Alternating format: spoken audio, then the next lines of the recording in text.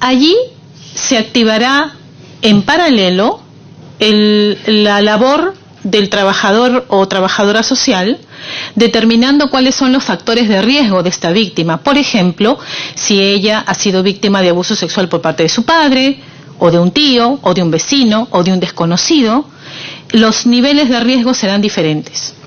La determinación de estos niveles de riesgo permitirán que el abogado, que compone también la unidad de víctimas y testigos, solicite al fiscal ciertas medidas de protección que a su vez el fiscal, que seguramente va a agotar las diligencias preliminares porque para el caso que estamos comentando, por ejemplo, el autor de los hechos está detenido, entonces solicitará con esa orientación que ha brindado UDAVIT al fiscal, solicitará al juez penal, porque seguramente el fiscal lo pondrá en calidad de detenido, solicitará las medidas de protección. En este sentido, UDAVIT no solo se convierte, en el caso que estamos conversando, no solo se convierte en un ente de apoyo y de soporte y contención y acompañamiento emocional a la víctima, sino también en un órgano de apoyo a la labor fiscal, porque le va a permitir asegurar la presencia de la víctima en las pericias médicos legales que son tan importantes, en la diligencia de cámara Gesell, que es importante, en el acompañamiento que, por ejemplo, la madre como testigo va a tener que realizar a lo largo del proceso penal. UDAVIT también dará ese acompañamiento a la madre en su calidad de testigo. Si hubieran por allí otros testigos del hecho, el abogado de UDAVIT también puede entrar en contacto con estos testigos por disposición del fiscal que tiene el caso. Siempre por disposición del fiscal. Como un ente facilitador para que el testigo efectivamente concurra a dar su declaración y para que el testigo efectivamente concurra a juicio oral de ser necesario, ¿no? Entonces, vemos pues que la labor de UDAVIT tiene dos frentes: de contención, soporte, acompañamiento a las víctimas y testigos de un hecho delictivo, en este caso de violación sexual, que es el que estamos comentando, pero también un órgano de apoyo importante a la labor fiscal para garantizar el éxito, la continuidad del proceso penal y que finalmente lleve a buen puerto. Sobre la coordinación de UDAVIT con el Ministerio de la Mujer, ¿hay protocolos o ya, digamos, algún tipo de acuerdo? ¿Dónde suele estar, digamos, la parte que funciona mejor a nivel institucional y dónde están los retos? Porque, digamos, siempre trabajar con una institución distinta a la propia trae sus complejidades, ¿no? Por lo que tenemos entendido, han existido varias, por lo menos un par de reuniones que sepamos, entre los centros de emergencia mujer, los representantes del Centro de Emergencia Mujer y UDAVIT, a efectos de poder establecer un protocolo único, de alguna forma. En la última reunión que sostuvo la señora fiscal de la Nación con la ministra de la Mujer, que fue algo más hace 3 o 4 semanas aproximadamente, justamente uno de los puntos pendientes de trabajo era ya, después de estas 2 reuniones bilaterales que había existido entre Ministerio Público y Ministerio de la Mujer a nivel de centros de emergencia mujer y UDAVIT, ya era necesario sentarnos y aterrizar en el protocolo de actuación interinstitucional. Lo cierto es que uno de los puntos de esas reuniones también consensuamos todos que en realidad, y hay que reconocerlo, son grandes y muchos los esfuerzos de los centros de emergencia mujer en poder atender a todas las víctimas que llegan a los turnos de las fiscalías. Pero sin embargo también los centros de emergencia mujer reconocen que no se dan abasto tampoco para atender a todas las víctimas que llegan de manera directa al Ministerio Público. En nuestros casos de flagrancia, nos explicaba la directora del Programa Nacional contra la Violencia Sexual y Familiar que por muchos esfuerzos que ellos están haciendo, en realidad los equipos no se dan abasto para el número de víctimas. Sí estamos diseñando hacer un piloto en Lima Este, en el cual quisiéramos, y estamos, ese es uno de los puntos de agenda que vamos a tener este viernes, vamos a evaluar o vamos a diseñar el piloto para que en una misma sede ¿no?, esté un ambiente del Centro de Emergencia Mujer en la sede de la Fiscalía Penal de Lima Este de turno. Esté el Centro de Emergencia Mujer, de modo tal que si UDAVIT, que es nuestro primer órgano de apoyo, no se da abasto, porque lo cierto también es que tiene una alta demanda, porque los casos de los señores fiscales también son numerosos, entonces el Centro de Emergencia Mujer desde ese mismo momento pueda captar el caso y también realizar el acompañamiento. Lo que queremos como instituciones comprometidas con el tema es sumar esfuerzos. Entonces, con los centros de emergencia mujer estamos en este momento con 2 tareas que están en proceso. Uno, el protocolo que nos va a permitir clarificar y establecer claramente cómo es la dinámica de intervención de UDAVIT con los centros de emergencia, y este piloto que funcionaría en Lima Este, en la sede del Ministerio Público de Lima Este de turno, para las fiscalías de violencia contra la mujer y los integrantes del grupo familiar, donde el Centro de Emergencia Mujer tendría un ambiente y sería un órgano también de apoyo al fiscal del turno penal especializado en violencia contra la mujer. Porque es, como decíamos en la presentación, todo lo que pueda sumar en favor de las víctimas, en realidad, incluso el asesoramiento legal, que es tan importante para la víctima de inicio a fin, no solamente en la etapa preliminar, sino también durante el proceso, durante el juicio. Entonces, todo lo que pueda sumar en favor de la víctima, el Ministerio Público lo tendrá por bienvenido, porque generalmente los procesos penales han padecido de mirar y garantizar los derechos del imputado, pero hoy el sistema de justicia especializado nos lleva, está bien, a ser respetuosos de las garantías de los derechos de los imputados, pero si somos especializados debemos mirar en primer lugar a la víctima, porque es la que fue afectada de manera directa como consecuencia del delito. Y entonces estamos procurando sumar los mayores esfuerzos, porque evidentemente UDAVIT también tiene sus limitaciones en cuanto a número y capacidad de atención, y en ese sentido los SEM podrían ser un ente de apoyo muy importante también a la labor fiscal, ¿no?, al punto tal que ya estamos trabajando en este piloto. Respecto a atención posterior, cuando ya terminó el juicio, hay una sentencia y todavía se requiere una atención psicológica de la víctima en centros de salud. ¿Cómo se maneja esos protocolos? ¿Quién, digamos, se encarga de establecer alguna disposición o algo con que la víctima pueda acudir a estos establecimientos de salud?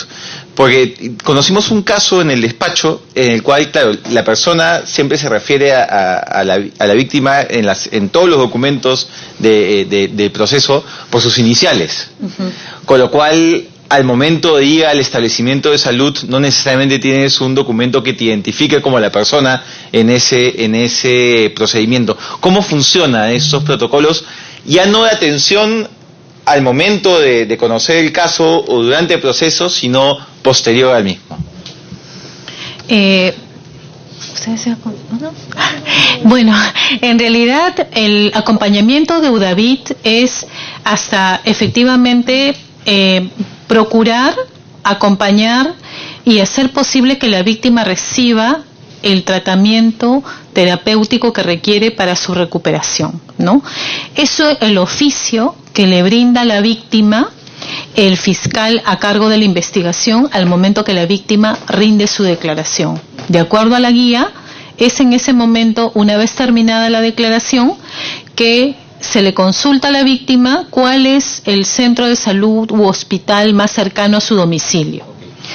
Y se le da el oficio para el centro de salud u hospital que la víctima solicita.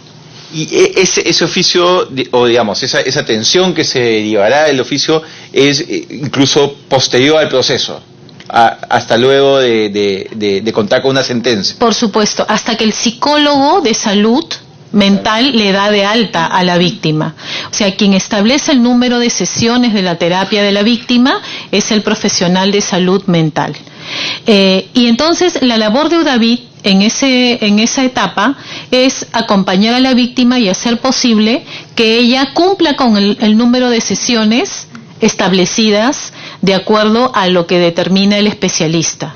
Y si la víctima por alguna razón no cumple, por ejemplo, si es un adolescente, la madre ya no la quiere llevar, o porque los menores de edad generalmente no van solos a los establecimientos de salud, sino que tienen que ir con un familiar responsable, la psicóloga o la jefa de la unidad de UDAVIT comunica al fiscal lo que está sucediendo con su víctima, para que el fiscal inmediatamente convoque, haga la visita o tome la acción que sea necesaria para garantizar que la víctima cumpla con esta terapia de recuperación, que es un aspecto tan importante en todo el proceso de atención a la víctima, ¿no? El oficio de recuperación y la terapia de recuperación, que, como repito, el número de sesiones lo determina el profesional de salud. Y si, por ejemplo, la víctima se muda, porque también hay víctimas que prefieren alejarse de la zona donde sucedió el hecho, bastará que la víctima se apersone donde su fiscal del caso o a través de los profesionales de UDAVIT, y el fiscal extiende un nuevo oficio para el nuevo establecimiento de salud u hospital que lo pide la víctima, o si se muda a provincia, se coordina lo pertinente con el fiscal de la zona para que la víctima no pierda la atención. Inclusive, como UDAVIT está descentralizado a nivel nacional, UDAVIT mantiene coordinaciones y comunicaciones con las diferentes instancias o sedes de UDAVIT a nivel nacional para que se pueda seguir el acompañamiento de esas víctimas, llegando inclusive a haber realizado acciones de reinserción de víctimas que han estado solas aquí en Lima a nivel de provincia. Es decir, el acompañamiento es permanente hasta que dejan a las víctimas debidamente aseguradas, ¿no? Sí, muy brevemente quería mencionar que el origen de la Unidad de Protección y Asistencia a Víctimas y Testigos y Colaboradores Eficaces está en el Código Procesal Penal, ¿no?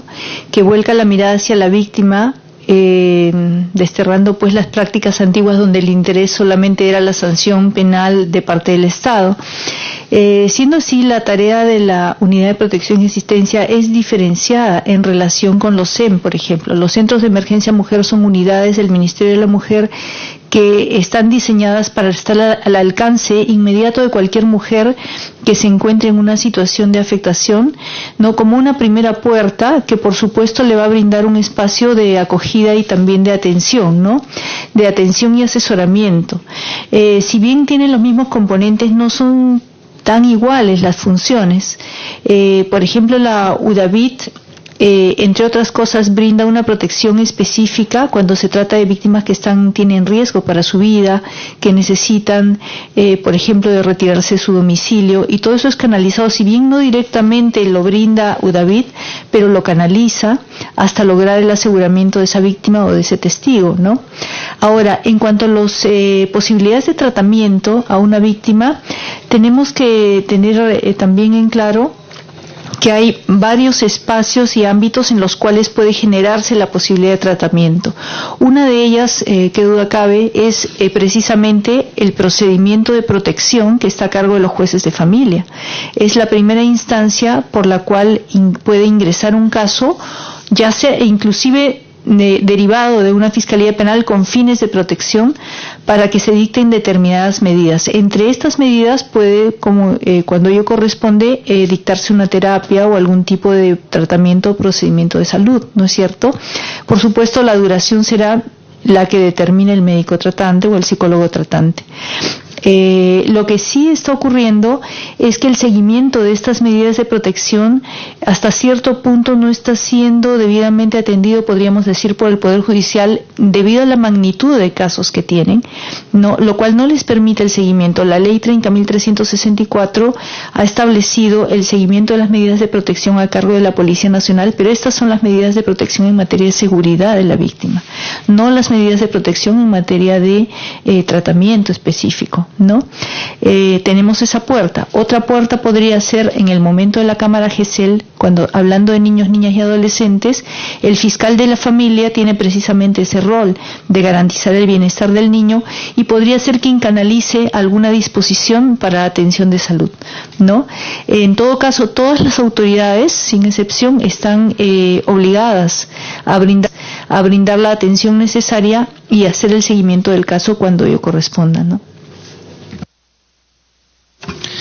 Doctor, una pregunta sobre los protocolos para la evaluación psicológica de niños, niñas y adolescentes.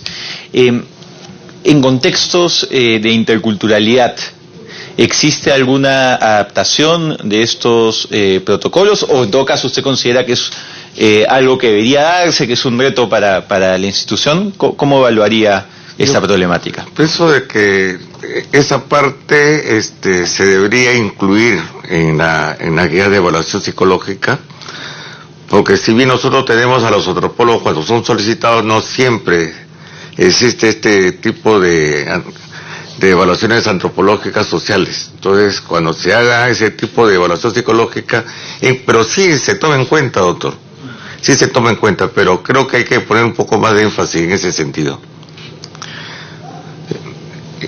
Sobre la afectación, yo quisiera agregar algo, solamente una palabrita. Cuando hablamos del problema de violencia contra la mujer, en los casos inclusive de violaciones, la persona afectada no solamente es la víctima, sino también es la familia. Entonces, el Estado yo creo que debería tener bastante también cuidado de no solamente la víctima la que está sufriendo, sino también esto afecta a la familia en forma colateral. Entonces, yo creo que también eso se tendría que tener en algún momento alguna consideración. Una recomendación, uno de los cuellos de botella que se genera en las cámaras GESEL, como bien se ha identificado y nos lo han señalado varios profesionales vinculados a este espacio, es el de los defensores públicos, ¿no? Y la necesidad de reprogramación ante ausencia de defensores públicos. Y se nos dio una alternativa de solución que quisiera conocer si ustedes se encuentran pertinente desde de una mirada, digamos, garantista, ¿no? Que es la posibilidad de que el Ministerio Público asignase a las cámaras GESEL que tienen mayor utilización un defensor público que estuviese permanentemente en dicha cámara GESEL, con lo cual en los casos donde no llega el profesional, el abogado, él pueda suplir ese rol durante el uso de la cámara.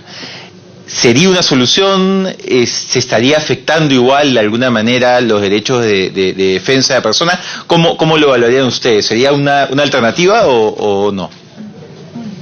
Sí, precisamente como usted bien indica, una de las grandes limitaciones es el número escaso de defensores públicos. Los defensores públicos dependen del Ministerio de Justicia, ¿no?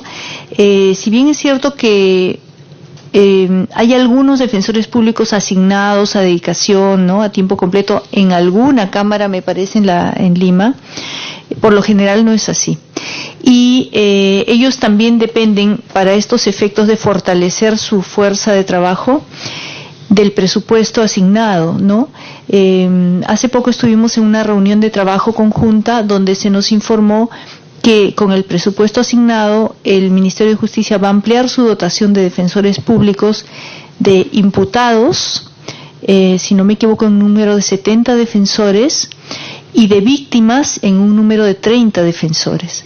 El defensor público del imputado es indispensable, ¿no? El defensor público de víctima, si bien es aconsejable, y si la familia lo solicita, debiera estar acompañando la diligencia, de alguna manera la presencia del fiscal de familia como garante de los derechos del niño puede suplir la falta del defensor, de tal manera que no se frustre la diligencia, ¿no? Sí sería importante que exista un nivel de coordinación permanente para dotar de defensores públicos en los momentos en que las diligencias se van a realizar, porque es bastante triste y lamentable que una diligencia de entrevista de un niño que quizás ya ha sido postergada por otras razones se frustre por la falta de defensor, ¿no?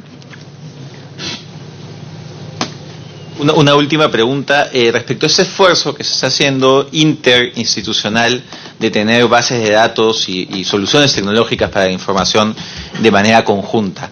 ¿Cuál creen que es hoy, antes de poder contar con esta plataforma en funcionamiento, la principal necesidad de información que no están adquiriendo de manera adecuada, o en todo caso, para enfocarlo de otra manera, cuál será el principal problema de coordinación en cuanto a información que solucionará esta plataforma común?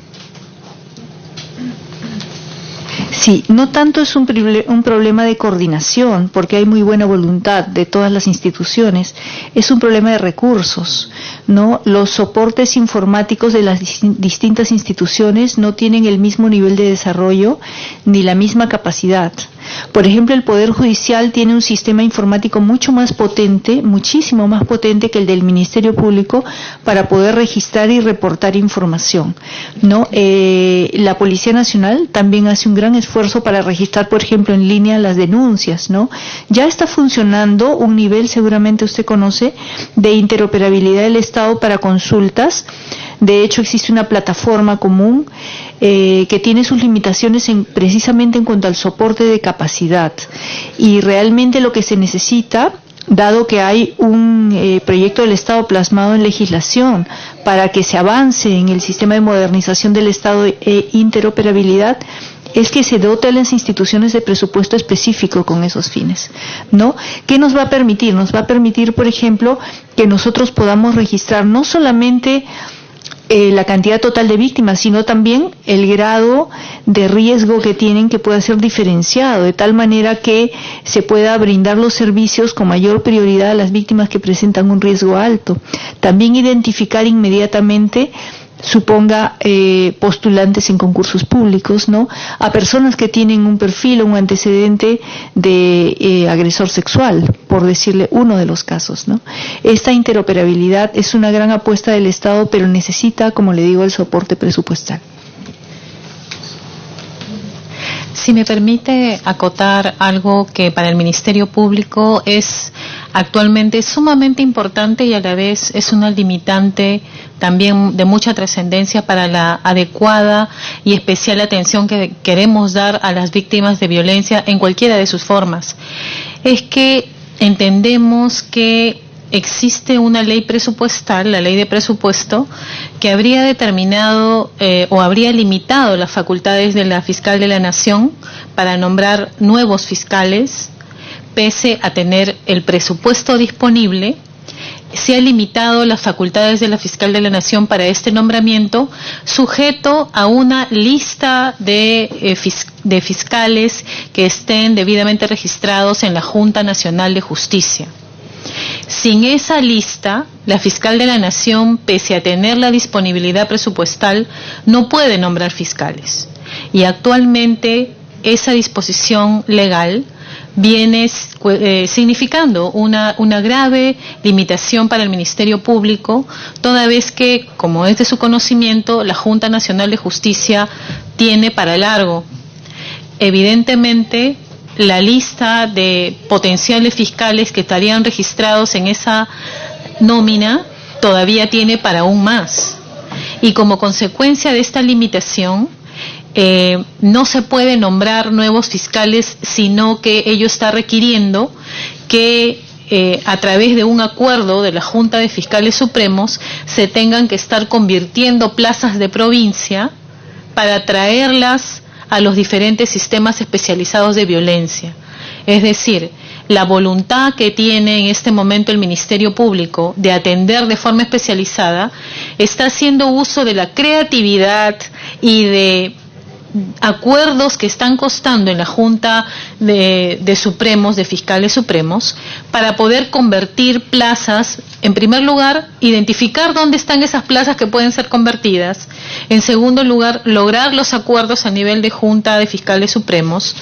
Luego de eso, convertir efectivamente estas plazas para que recién los fiscales puedan venir a servir al sistema donde quiera que se necesiten a nivel de país. Entonces, tal vez, señor presidente, me permito, por su intermedio, poder revisar dicha disposición normativa que está afectando la posibilidad del Ministerio Público en un proceso de mejora que ha ingresado con las gestiones de la doctora Zoraida Ábalos Rivera para dar a estas víctimas de violencia una atención especial, diferenciada y con el enfoque de género que verdaderamente las mujeres, niños y adolescentes de este país requieren para la atención de casos tan sensibles como son los de violencia.